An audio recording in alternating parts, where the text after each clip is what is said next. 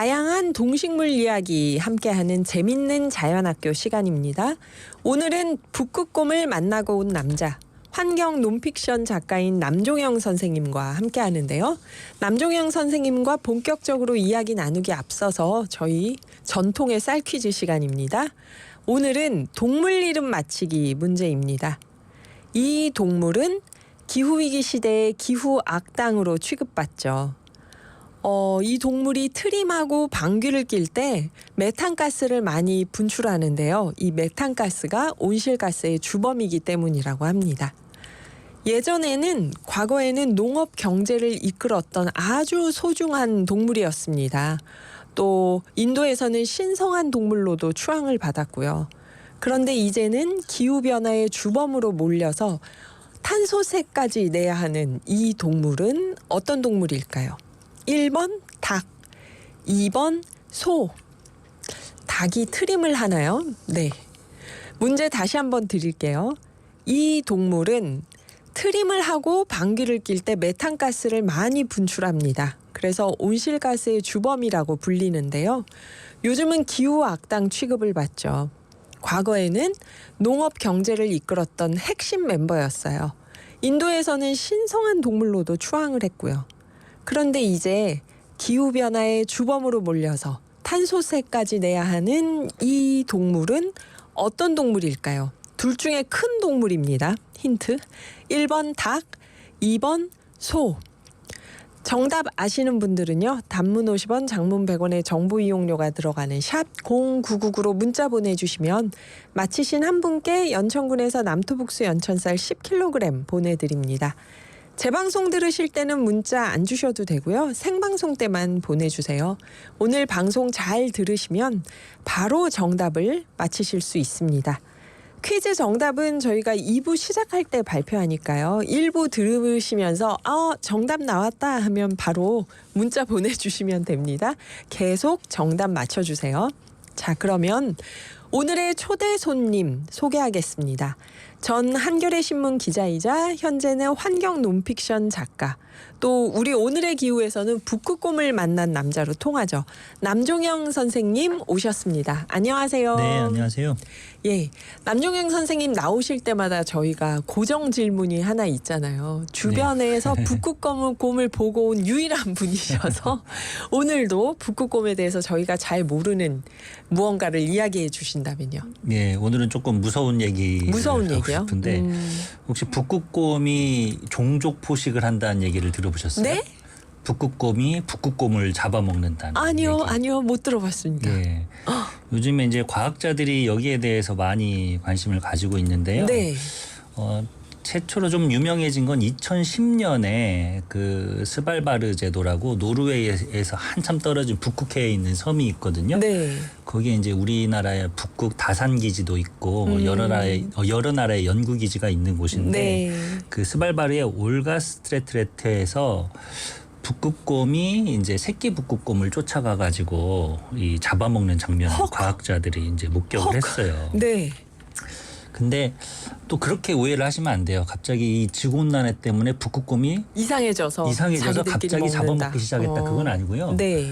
원래 잡아먹기는 해요. 원래. 네, 원래. 그러니까 북극곰이 환경이 조금 안 좋아져 가지고 이제 사냥 성과가 별로 없을 때는 이 보통 새끼는 어미가 데리고 다니거든요. 네. 근데 그 나쁜 수컷이 그 어미하고 새끼를 쫓아가지고 새끼를 뺏어서 잡아먹습니다. 어머나. 그래서 그 2010년에 동족 포식 사건에 대해서 이제 학술지 폴라라는 그 곳에서 나왔는데 네. 이언 스털링 박사라고 북극곰 연구하시는 중에 유명하신 분이 있어요. 그분이 이 특이한 점이 마치 물범을 잡아먹듯이 이 머리부터 먼저 이 잡아서 먹었다. 세상에. 라고 합니다. 근데 최근에도 이런 사실이 좀 많이 관측이 됐고 유튜브에다가 폴라베어 카니벌리즘이라고 쓰면은 네. 영상을 볼 수 있을 정도로 좀 많아지고 있는데 아무래도 이제 북극의 바다 얼음이 녹고 있으니까 네. 북극곰이 물범을 사냥하기는 조금씩 어려워지는 환경이거든요. 그래서 이런 동족 포식이 점차 늘어나지 않을까라는 예상이 있습니다. 이 자료 사진이 올라온 걸 잠깐 봤는데 너무 끔찍해서 그렇구나. 종족 포식. 같은 종족을 먹는다는 거잖아요. 네. 카니발리즘이라고 하셨는데 북극곰이 원래 그랬는데 그 뭐 평상시에 늘 그렇게 서로 잡아먹는 게 아니라 물범 사냥을 못하거나 먹을 게 없을 때 마지막 수단으로 그런 일이 일어나는 그렇죠. 거죠. 뭐 이를테면 뭐 북극곰이나 이 맹수들이 일반적으로 사람을 공격하지는 않잖아요. 걔네들 우리가 밥을 먹듯이 걔네들도 먹는 음식이 따로 있거든요. 네. 그러다가 굶주리거나 혹은 뭐 인간이 공격한다고 생각했을 때나 그럴 때 이제 공격을 하는 거죠. 건데. 마찬가지로 북극곰도 새끼 북극곰을 이제 공격을 했는데 이때 이제 과학자들이 관찰한 그 스발바르 제도의 그 지역이 다른 지역에 비해서 바다 얼음이 빨리 녹고 있는 지역이에요. 네. 그래서 북극곰이 좀 더 사냥하기 힘든 지역이었다는 거죠. 그런 측면에서 앞으로 좀 이런 현상이 더 잦아지지 않을까라는 예상이 나오고 있습니다. 네. 밀라노의 서령님, 남종영 선생님 오셨어요. 반갑습니다 하시고 저는 듣기는 했어요. 그 얘기. 코카콜라 주인공에 대한 환상이 깨지는 얘기죠. 그랬는데 그렇죠. 굉장히 그 평화롭고 뭔가 느긋하게 지내는 멋진 생명체로 생각했다가 자기 종족의 약한 새끼를 급하면 잡아먹을 수도 있구나 하고 깜짝 놀라게 되는데 그 지난 목요일이 중복이었잖아요.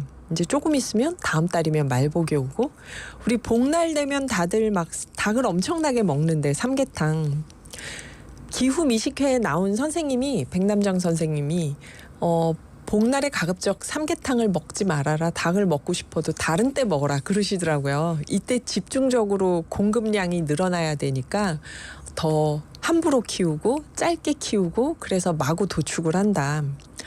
네, 선생님 말씀이 생각이 났어요. 선생님이 왜 인류세 우리가 지금 살고 있는 시대를 외계인이 나중에 관측한다면은 주된 생명체가 대표적인 생명체가 인간이 아니라 닭일 것이다 그러셨잖아요. 화석이 훨씬 더 개체수가 훨씬 더 많아서 그리고 또 기후위기 시대에 가장 취약한 건 사람이 아니고 닭이다 그런 말씀도 하셨는데요.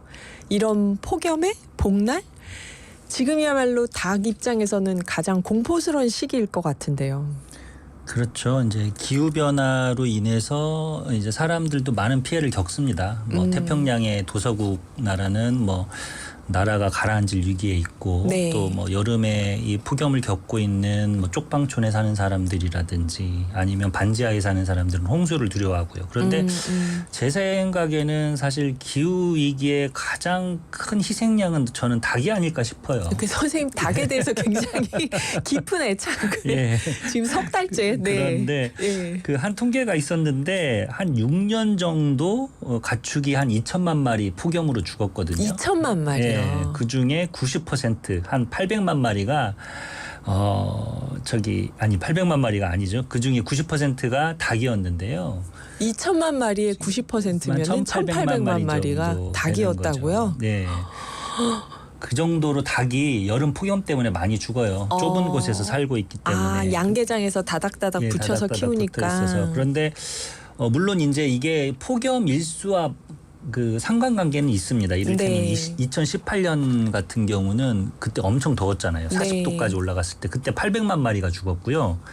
2020년은 또 계속 비가 왔어요. 여름에. 네. 그럴 때는 한 10만 마리 정도만 죽었는데 올해 같은 경우는 닭하고 오리랑 포함해가지고 현재까지 9만 마리가 죽었다고 하더라고요. 예전에 비해서 이제 아직은 적게. 많은 상황은 아니죠. 그런데 네. 우리가 이제 기후 위기를 대응하면서 이런 동물들도 좀 고려해 넣어야 되지 않을까라는 생각이 듭니다. 선생님 그 9만 마리 1,800만 마리 10만 마리 하는 거는 전 세계적으로 그렇다는 우리나라만요. 거예요. 우리나라만요? 네, 우리나라만요. 와 그렇게 많은 닭이 살고 있구나 지금. 야 진짜 사람 인구가 5천만인데 야 이게 무슨 얘기예요 도대체. 그러니까 선생님은 우리가 사람 중심으로 어떤 계층의 사람들이 어느 지역에 사는 사람들이 어떤 직업군이 기후위기에 피해를 받나 얘기를 하는데 동물들을 포함해서 생각해야 한다는 거죠. 그렇습니다. 기후정의라고 우리가 보통 얘기를 하잖아요. 네, 심지어 이제 기후정의라는 거는 우리나라 법률 탄소 중립 녹색 성장법에도 이미 명시가 돼 아, 있어요. 우리나라 법률에 예, 명시돼 법률에도 이게 있나요? 아주- 기후 정의가? 아주 예, 오. 앞선 개념인데 심지어 우리나라 법률에 그 규정이 돼 있는데 네. 제가 한번 읽어보면 네. 기후 변화를 야기하는 온실가스 배출에 대한 사회 계층별 책임이 다름을 인정하고 모든 이해관계자들이 의사결정 과정에 동등하고 실질적으로 참여하며 기후변화 책임에 따라서 탄소 중립 사회로의 이행 부담과 이익을 공정하게 나눈다. 와. 사회적, 경제적, 세대 간의 평등을 보장한다라는 개념이에요. 이게 조금 뭐 길게 말하면 원래 법률 용어가 좀 어려운데 쉽게 말하면 이거예요.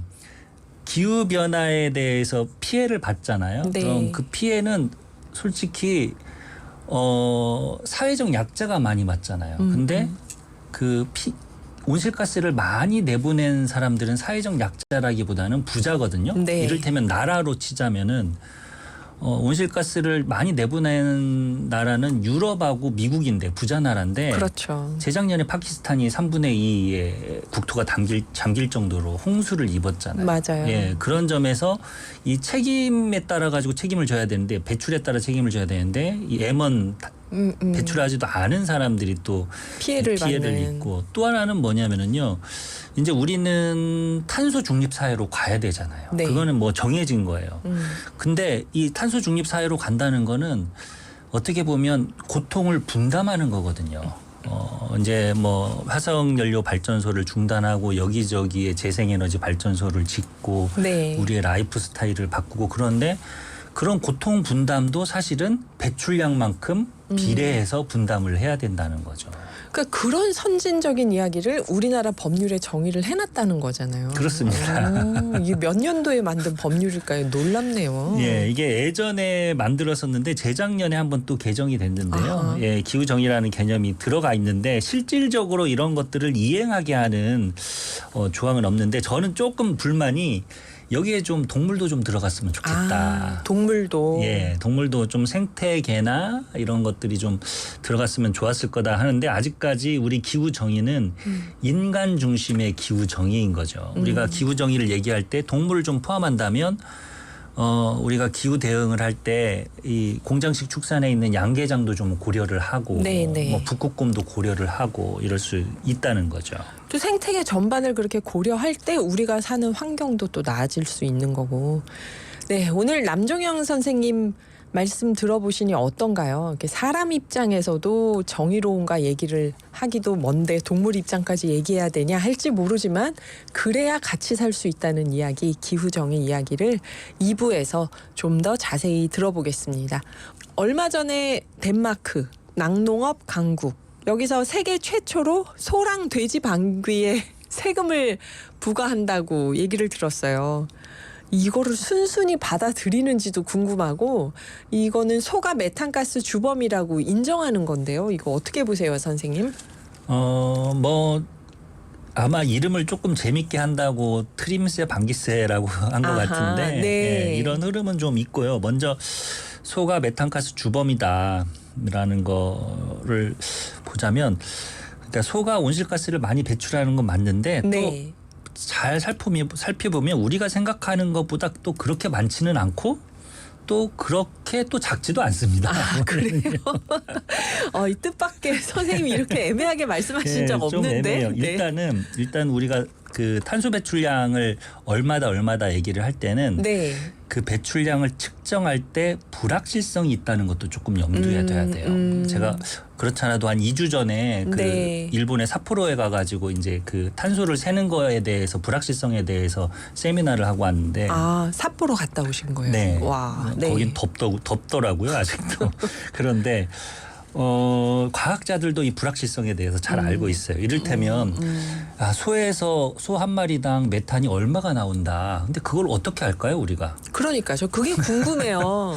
사실은 온실가스 체인버라고 어떤 밀폐된 곳에다가 소를 가두고 네. 사료를 준 다음에 네. 하루에 얼마씩 나오는지 측정을 해요. 실내에서. 네, 실내에서 그렇게 네. 나오는 값인데 우리가 보통 쓰는 값은 북미성우라고 해서 그 미국에서 사는 그 어른 소의 값을 쓰는데요. 그게 사실 정확하지 않은 게 전 세계에 소가 얼마나 많습니까? 네. 그 전 세계의 소는 먹는 것도 다 다르지요. 네. 어떤 소는 갇혀서 살고 어떤 소는 방목해서 살고 어떤 소는 2년 만에 죽고 어떤 소는 일하다가 10년, 20년을 산단 말이죠. 맞아요. 따라서 소마다 나오는 평균 메탄 방출량이 다 다르고 그거를 1세계 뭐 우리나라나 미국은 측정할 수 있는데 3세계는 측정도 할 수 없어요. 네. 그래서 사실상 우리가 나오는 거는 미국 기준의 값이라는 거지 다 똑같이 그렇게 나온다고 할 수가 없어서 모든 나라의 모든 소가 일률적으로 그렇게 배출하는 게 아니다. 예, 그렇고 또 하나는 우리가 이 그 온실가스 배출량에 대해서 숫자를 언론에서 나올 때 그 하나 알아두셔야 될 개념이 있어요. 네.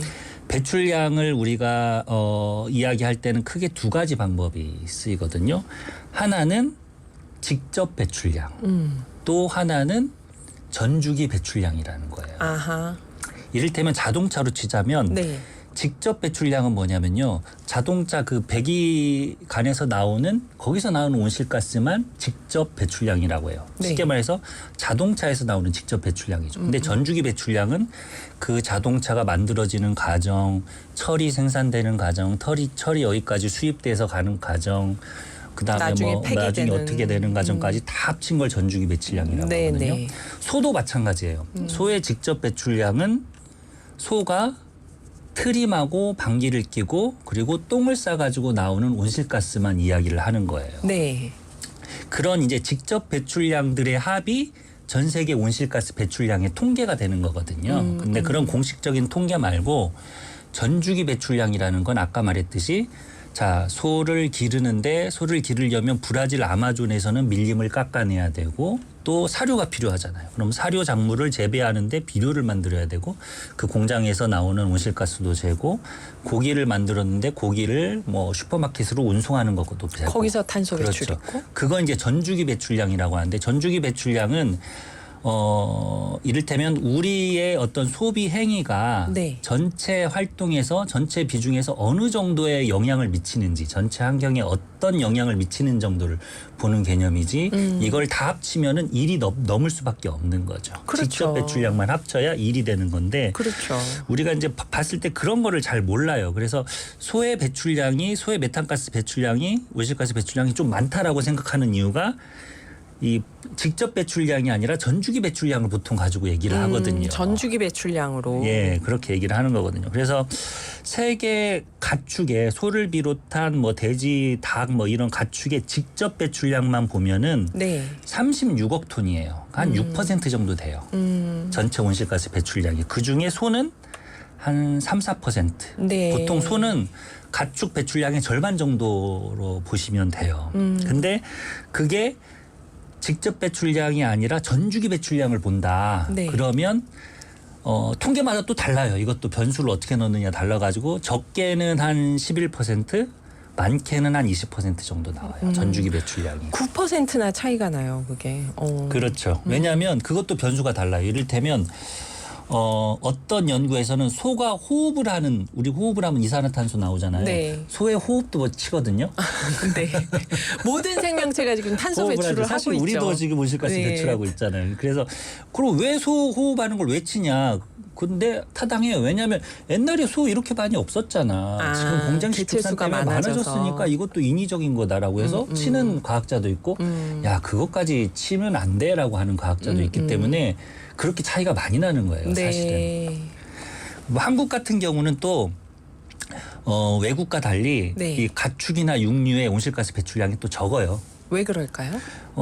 우리는 농업 국가가 사실 아니거든요. 어허. 네, 그리고 또 소나 돼지를 외국에 비해서 사실은 많이 안 키우진 키우죠. 않아요. 그래서 한국 같은 경우에 그 가축의 그 온실가스 배출량이 농업이 한 3% 정도 되는데 네. 가축이 한 1.5% 정도. 그리고 소만 치면은 한 0.7% 정도. 그러니까 나오는 우리나라에서 거죠. 소 가지고 뭐라고 하기에는 좀 수치가 그렇죠. 적긴 하네요. 우리나라가 이제 우리가 소고기를 먹는 걸로 온실가스를 많이 배출한다고 한다면 우리가 보통 브라질산 소고기를 먹으면 온실가스를 많이 배출하죠. 브라질은 아마존 밀림을 훼손한 다음에 거기다가 방목을 해가지고 기르기 때문에 그 수입 좀 쇠고기를 많다고 먹는 하죠. 건 어쨌든 이동 거리 때문에 탄소 또 배출이 많이 있는 늘어나고요. 거고. 그런데 또 재밌는 거는 지금 유럽이 탄소 국경 제도라는 걸 네, 시행하려고 네, 하잖아요. 네. 그래서 네. 탄소가 많이 배출하는 거는 그만큼 세금을 매기겠다는 거거든요. 네. 앞으로 이제 그런 방향으로 갈 거예요. 그러니까 이 소의 가장 최대 수출국은 브라질이 1등이고 네. 그다음이 호주, 뉴질랜드거든요.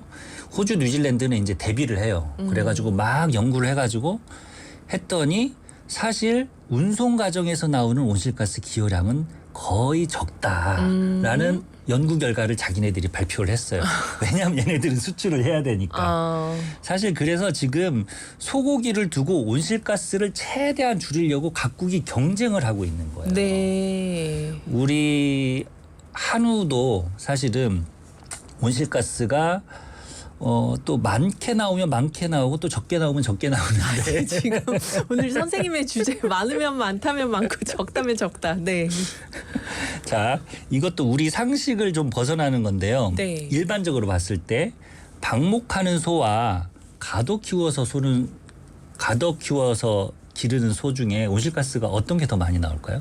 어쩐지 느낌에는 가둬 키우면 더 많을 것 같은데 그 유지하는 데 들어가는 비용이. 네, 이론적으로 딱 그 두 개만 비교하면 방목해서 키우는 소가 온실가스가 더 많이 나와요. 그런가요? 왜 그럴까요?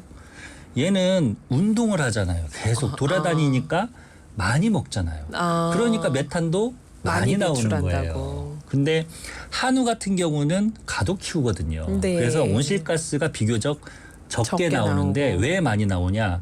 그 대신 한우는 사료를 먹여서 키워요. 그러면 전주기 배출량으로 봤을 때 사료 작물을 키우는데 온실가스가 또 엄청 많이 들어가게 나오거든요. 되고. 또 사료를 수입하고 그래서 우리나라 한우의 전주기 배출량의 특색을 보면 사료 배출량이 상당 부분을 차지해요. 다른 나라와 달리. 수입하니까. 예, 그렇습니다. 그래서 사실 온실가스 배출량이 세계를 들어가다 보면 우리는 숫자 하나로 접하는데 네. 아주 복잡합니다. 그리고 그 숫자가 절대적인 것도 절대적인 아니고. 것도 아니고 불확실성도 크고 어떻게 계산하느냐에 따라 가지고 숫자가 많이 나오고 각국은 그 숫자를 줄이려고 엄청 노력을 하죠.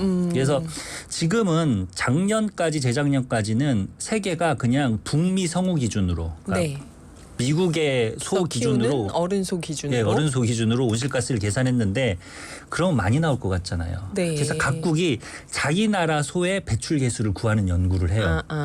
왜냐하면 자기 나라 배출 개수를 최대한 줄여야 우리나라 온실가스 배출량이 적게 줄어드니까요. 나오니까. 그리고 실제로 소의 사육 기술이나 소 네. 품종을 개량해 가지고 저탄소 소를 만들려고 또 노력을 하죠. 하고 있는데 네. 그러면 어쨌든 덴마크에서 탄소세라고 해야 되나요? 소돼지 반개에 세금을 부과한다는 거는 이렇게 하는 거죠. 이제 덴마크는 진짜로. 그렇죠. 뭐 이걸 다 받아들인 건가요? 낙농업 인구. 그 하겠다고 정부에서 결정을 한 거고요. 네. 국회 통과는 아직 안 됐다고 아직 안 그래요. 됐고요. 근데 이게 국회 통과될지는 저는 지켜봐야 될 것 같아요. 유럽에서는 일종의 이제 기후 대응에 대한 백래시가 크거든요. 네, 네. 지금 이 기후 대응하느라 뭐 서민이나 농민들이 피해를 보고 많이 있다는 보고 있다. 그 관념이 커가지고 큰데요. 제가 이제 한편으로 더 얘기하고 싶은 게 네. 이 소의 온실가스, 가축의 온실가스를 줄이려고 이 공급 부문에 대해서는 많이 노력을 해요. 이를테면 정부에서 저탄소 한우를 만들기 위해서 지원금을 엄청 많이 줘요. 탄소를 키우는 과정에서 소를 키우는 소를 과정에서 키우면서 탄소를 메탄을 줄이게 하려고. 그래서 이를테면 지금 우리나라의 저탄소 사료, 그러니까 소가 먹는 저탄소 사료의 특허가 30개가 이미 등록이 됐어요. 와. 우리나라도 막 연구를 해요. 해초를 한번 써보고 네. 무슨 뭐 우리 먹잖아요. 어떤 걸 장을 먹을까요? 튼튼하게 하는 유산균도 유산균. 써보고 소한테. 여튼 네. 여튼 많은 걸 써보거든요. 세계가 다 연구를 하고 있어요. 네, 지금 네. 저탄소 사료를 그런 연구도 하고 이를테면 또 그런 연구도 해요. 농림축산식품부에서 지금 하는 연구가 한우가 왜 맛있는 줄 아세요? 뭐 저희 채식주의자여서 제가 한우가 왜 맛있는지를 한우가 모릅니다. 맛있는 이유는 네. 호주산 소나 미국산 소보다 4개월을 더 기르기 때문이에요. 정말. 그 마지막 4개월 정도 가둬서 더 기르거든요. 키우는 거죠. 그러면 그 마블링이라고 하는 네네. 그 기름이 지방이 끊기는 나와요. 거죠. 그런데 자 4개월을 더 살면 어떻게 될까요? 온실가스를 더 배출해요. 네. 그러니까 지금 정부의 주요 과제는 그 4개월을 줄이려고 노력을 해요. 4개월을 줄이면서 마블링은 똑같이. 네, 마블링은 똑같이 하면서 어떻게 4개월을 줄일까? 그러면 더 가둬야 되는 거 아니에요? 그렇죠. 그러니까 거기서부터 이제 또 문제가 일어나는데 제 생각은 대부분의 나라나 우리나라는 계속 공급 측면에서 탄소를 줄이려고 하거든요. 네네. 근데 사실은 그렇게 해가지고 저탄소 소를 만들어봤자 그만큼 많이 먹으면 소용이 아무 소용이 없죠. 없어요. 그래서 육류세 같은 것도 도입을 한다든지 네. 아니면은 뭐 채식 캠페인을 더 한다든지. 정부가 한다든지 해야 되는데 거기에는 거의 관심이 없고 그것만 한다는 거죠. 근데 네덜란드에서 이제 육류세를 이제 시도를 했었어요. 근데 네. 지금 결국은 안 됐지만 사실은 지금 덴마크에서 하는 탄소세도 일종의 이제 그런 거라고 보면 돼요. 그러니까 공급 측면에서 무언가를 그렇죠. 하려는. 그게 왜냐하면 결국은 그 가격 인상으로 이어지기 때문에 수요가 적게 수요를 줄일 수 있으니까. 그냥 이거죠. 뭐 지금하고 똑같이 먹고 싶은데 소가 메탄가스 탄소 배출을 한다고 하니까 어떻게 좀 개조해서 계속 많이 먹고 싶다. 이게 지금 이 배경에 있는 심리라고 생각이 되는데요. 노래 한 곡 들으면서 잠깐 쉬었다가 선생님께 마저 얘기 들어보겠습니다. 환경 논픽션 작가 남종영 선생님과 함께하고 있는데요. 선생님께서 오늘 소가 메탄가스 많이 내뿜기도 하지만 아닐 수도 있고 그래서 메탄가스 지금 온실가스의 주범일 수도 있지만 아닐 수도 있고 여러 가지 모호하게 말씀을 해주셨는데 저희가 단도직입적으로 여쭤봐야겠죠. 네, 그러면 선생님 소는 메탄가스의 주범인가요? 아닌가요? 우리가 생각하는 것만큼 온실가스를 많이 내뿜지는 않아요. 하지만 네. 우리 일상생활에서 소고기 그러니까 반추동물 트림을 하는 동물을 먹는 거는 우리 일상생활에서 하는 행동 중에 온실가스를 가장 많이 배출하는 건 사실입니다. 먹는 음식 중에서. 예. 네. 그렇지만 어쨌든 생명체가 다 고유한 방식으로 살고 있는 거고 살려고 태어난 건데 우리가 잡아먹으려고 너무 대량 사육을 하다가 생긴 일을 마치 소 탓이냐 하는 건 좀 이상하다는 생각이 드는데요. 소 입장에서는 더 억울한 일이 있다고요, 선생님. 그래서 사실은 이제 그런 생각을 하게 돼요. 그러니까 이 온실가스를 많이 배출하는 이유는 소가 그만큼 많이 활동하기 때문에 많이 먹고 많이 배출하는 거거든요. 그래서 앞으로 만약에 저탄소 소를 만들려고 계속 노력을 하고 있는데 앞으로 그렇게 된다면 아마 소를 방목하기보다는 가둘 거예요. 네. 그렇다면 소의 삶의 질은 더 나빠지죠. 더 나빠지겠죠. 그리고 또 하나는 뭐냐면 사료가 아마 표준화될 겁니다. 사료가 왜냐하면 탄소 배출 안 하는. 탄소 배출 안 하는 그 사료를 계속 개발을 하고 있고 몇 네. 개로 이제 표준화될 가능성이 크면 소 품종의 다양성도 아마 비슷하게 될 거고요. 또 지금 품종도 개량을 하고 저탄소 네. 소 품종을 찾고 있는 연구를 하고 있거든요. 뭐 그런 점에서 아마 이런 품종의 다양성이나 사육 기술, 사육 방식의 다양성도 아마 표준화될 거예요. 그러니까 이를테면 이런 게 있어요. 메탄을 측정하는 게 좀 힘든데 스마트팜이라고 해서 어떤 농장에서는 이미 소가 사료를 먹는 그 급여대에다가요 자동으로 이제 먹이가 나와요. 사료가 나오는데 사료를 먹을 때 이 소가 내뿜는 메탄을 실시간으로 측정을 해요. 그러면서 중앙에 있는 그 플랫폼이 그거를 다 분석을 해주는 거죠. 자, 이 사료를 얼마 먹었을 때 메탄을 얼마 발생시켰다. 그래서 이 소의 최적의 사료 급여량은 얼마다라고 해가지고 자동으로 그거를 측정을 해주는데 그거를 미국의 본사가 다 데이터를 가져갑니다. 그러니까 마치 아이폰, 애플이 우리의 모든 정보를 알고 그렇죠. 있듯이 빅데이터 다 넘어가 있고. 스마트폰 빅데이터를 소의 생체 빅데이터를 특정 기업이 다 가지고 가게 되는 거죠. 그런 점에서 지금 소를 사육하는 농민들은 네. 위협을 느끼고 있어요. 그러니까 사실 돼지나 닭은 이미 수직 계열화가 돼 있거든요. 그러니까 특정 대기업의 하청업체처럼 수직 계열화가 돼 있는데 네. 소는 사실 별로 안 돼 있어요. 축산 농가가 좀 더 그렇죠. 자율적으로 키우는데. 네, 그래서 만약에 이런 기술이 많이 도입될수록 축산 농가는 좀 더 기업에 예속될 종속되나요? 수 있겠죠. 아하. 그래서 사실은 여러 가지 함의들이 있다고 볼 수가 있어요. 그 선생님 슈퍼 저탄소 소에 대한 칼럼에서 현대인의 과식 성향, 과도한 가공식품과 육식 소비, 이를 조장하며 성장해온 식품 산업과 손도 대지 않고 쓰레기통에 처박히는 음식까지 우리의 변덕스러운 혀와 돈을 벌려는 욕망이 기후위기를 일으켰다. 부려먹고 잡아먹더니 이제는 소를 개조하려고 한다. 소는 지금도 실험실에 들어간다. 이 말씀이 지금 염려했던 얘기하고 통하는 문구라는 생각이 드는데요. 남은 시간이 한 1분 정도 되는데 이 기후위기를 극복하기 위해서 슈퍼 저탄소 소를 만들 게 아니라 우리가 달라져야 한다. 그런 얘기를 하려고 지금 이 칼럼을 쓰신 것 같거든요. 네, 사실 우리가 기후 위기가 이제 급박하니까 네. 뭐 재생에너지 발전소를 짓고 여러 가지 기술을 혁신하고 그렇긴 하는데 한 번쯤 돌아봐야 돼요. 왜 이런 기후 위기가 생겼지? 라는 질문을 던졌을 때 사실은 우리가 동물과 자연을 지나치게 지배하고 착취했기 때문에 이런 원인이 생겼거든요. 근데 이런 원인을 우리가 해결하지 않고 단순히 뭐 발전소만 바꾼다고 해가지고 그거는 근본적으로 아마 우리 기후위기를 벗어나지 못할 거예요. 그래서 브라질 원주민 지도자 아유통 크레나키라는 사람이 그런 얘기를 했어요. 우리는 원래 지구나 자연과 우리 인간이 다르다고 생각하지 않았다. 나는 자연이 뭔지 모르겠다. 우리도 자연이고 온 우주가 자연인데 서구인들이 와서 자연을 어떤 우리가 지배할 수 있는 것으로 만들어서 이런 위기가 생겨났다라는 네. 말을 했거든요. 그 말이 어떤 함의를 주는 것 같습니다. 네, 남종영 선생님 오늘도 좋은 얘기 감사드립니다.